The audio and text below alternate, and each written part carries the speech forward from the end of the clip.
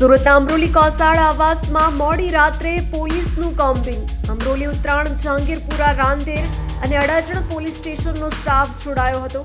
Kosad આવાસમાં H1 અને H2 building એરિયામાં મોટા પાયે કોમ્બિંગ.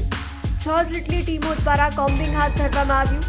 હિસ્ટ્રી સીટર, ટપોરી, માથાભારે શખ્સોને ત્યાં તપાસ કરવામાં આવી. કેટલાક ઇસમો પાસેથી ઘાતક હથિયારો કબજે કરવામાં આવ્યા, જ્યારે પ્રોહિબિશન સહિતના કેસો કરવામાં આવ્યા. 5 તડીપાર આરોપીઓને ઝડપી પાડવામાં આવ્યા, જ્યારે અન્ય 30 જેટલા લોકો વિરુદ્ધ કેસો કરીને કાર્યવાહી કરવામાં આવી છે. તો કોમ્બિંગમાં ડીસીપી, એસીપી તેમજ 5 પોલીસ સ્ટેશનના પીઆઈ જોડાયા હતા.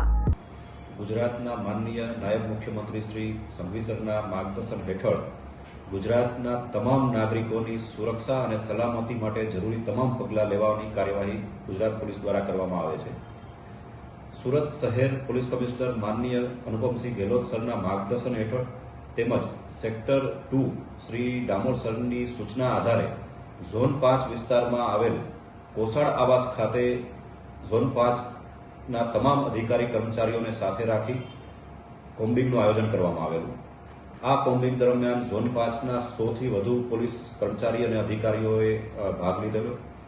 કોમ્બિંગ દરમિયાન કુલ 58 આરોપીઓ વિરુદ્ધ કાર્યવાહી કરવામાં આવેલ છે, જે પૈકી 8 જેટલા હથિયારધારાના કેસો કરવામાં આવેલ છે, 15 જેટલા પ્રોહિબિશનના કેસો કરવામાં આવેલ છે. આ ઉપરાંત ભૂતકાળમાં તડીપાર કરેલા 5 ઇસમો મળી આવતા તેઓ વિરુદ્ધ 142 જીપી એક્ટ હેઠળ કાયદેસર કાર્યવાહી કરેલ છે. આ પ્રકારની કામગીરી હંમેશા ચાલુ રાખવામાં આવશે.